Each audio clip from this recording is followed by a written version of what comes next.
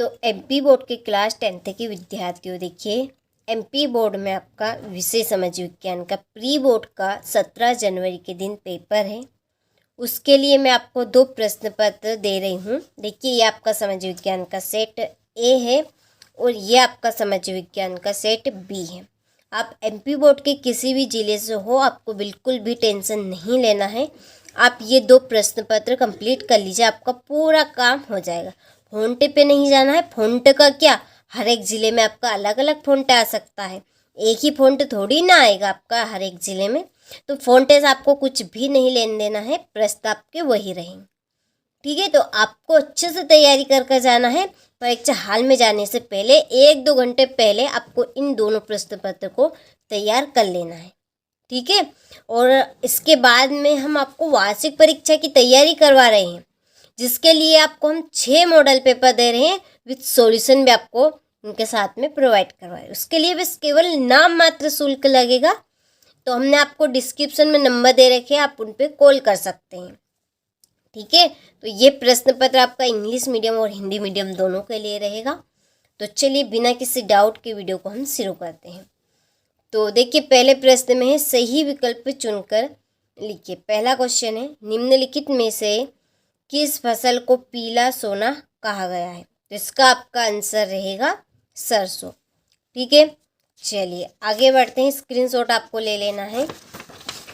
मैंने यहाँ पर आपका देखिए समय बचाने के लिए टिक मार्क पहले से ही प्रश्न पे कर दी है। ठीक है, चलिए दूसरा है, पूर्वी तट पर स्थित पतन जो अंतः स्थानीय तथा अधिकतम गहराई का पतन है, वो आपका क्या है? विशाखापट्टनम। तीसरा है, विश्वकोश नामक ग्रंथ की रचना किसने की थी? तो विश्वकोश नामक ग्रंथ की रचना दिदरो ने की थी। चौथा है, द्वितीय विश्व युद्ध के दौरान निम्नलिखित देशों में से किसे धुरी शक्ति माना गया है? तो इसका आंसर आपका नात्सी। ठीक है, नात्सी जर्मनी, जापान और इटली। पांचवा, शिक्षा किस सूची का विषय है? तो ये आपका समवर्ती सूची का विषय रहा है। छठा है, औसत आय को अन्य किस नाम से जाना जाता है? तो इसका आंसर आपका प्रति व्यक्ति आय के नाम से जाना जाता है। ठीक है, चलिए यहाँ पर मैंने इंग्लिश मीडियम वालों के टिक मार्क कर दिए हैं, तो स्क्रीनशॉट आपको अच्छे से ले लेना है, कंप्लीट कर आपको जाना है।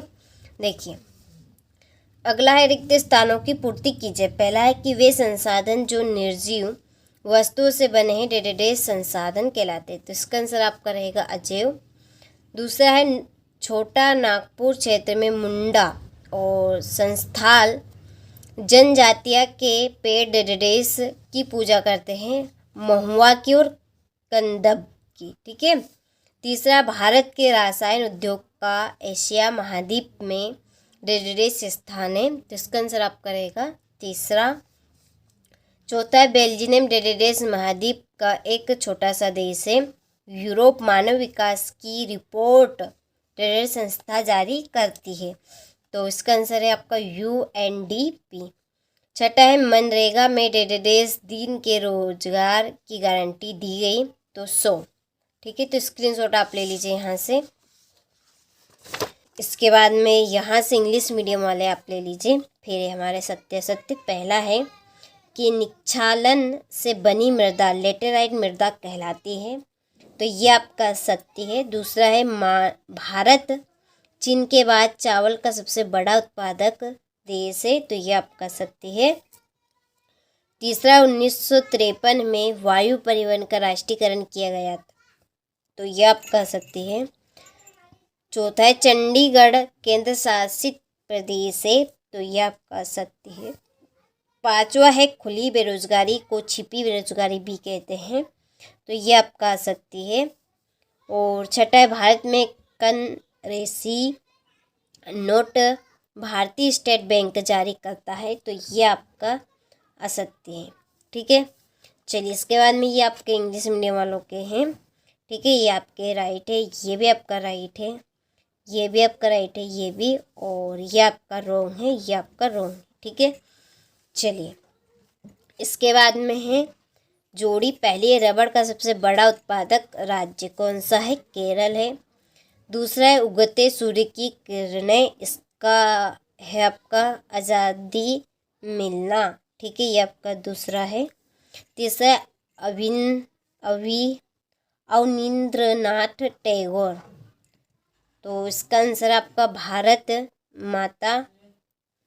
चौथा है सरकार का बेहतर रूप, कौन सा है, लोकतांत्रिक।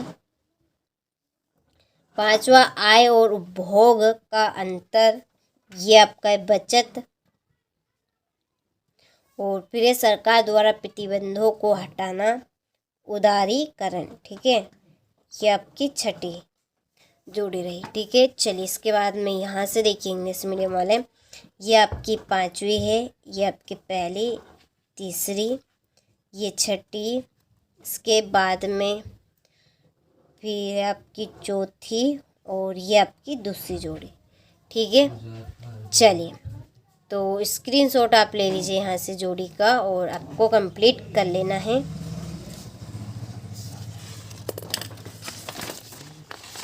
देखिए इसके बाद में एक वाक्य में उत्तर लिखिए। पहला है आपका, टिहली में किसानों द्वारा कौन सा आंदोलन चलाया गया था, तो इसका आंसर है नर्मदा बचानो, ठीक है।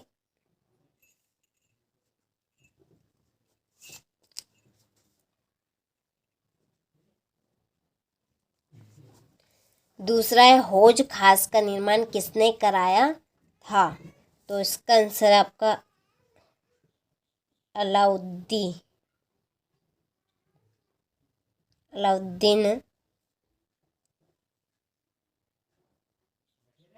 खिलजी। और तीसरा, भारत का कौन सा नगर इलेक्ट्रॉनिक उद्योग की राजधानी है, तो ये आपकी बेंगलोर की है। कहाँ की है, बेंगलोर, ठीक है। चलिए चौथा है, भूमध्य सागर के पूर्व में स्थित देशों को क्या कहते थे, तो इसका आंसर है आपका एशिया, क्या कहा जाता है, एशिया, ठीक है। चलिए पांचवा, नई आर्थिक नीति कब लागू की गई, तो ये आपकी 1991 में की गई, ठीक है। और छठा है, बहुराष्ट्रीय कंपनियों द्वारा किए गए निवेश को क्या कहते हैं, विदेशी निवेश,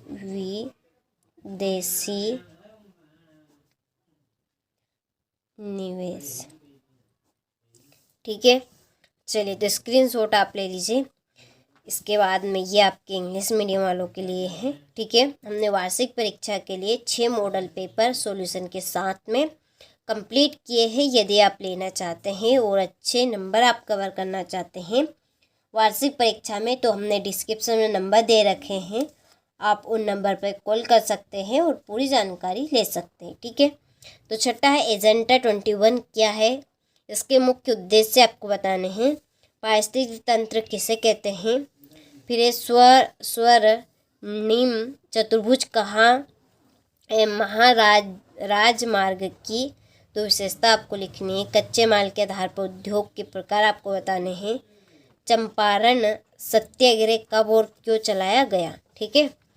चलिए इसके बाद में है, यूरोप में सब लोगों के जीवन पर आलू का क्या प्रभाव पड़ा, बेलम क्या है, गुटेनबर्ग की छपी पुस्तक बाइबल की कोई 2 विशेषता आपको देनी है।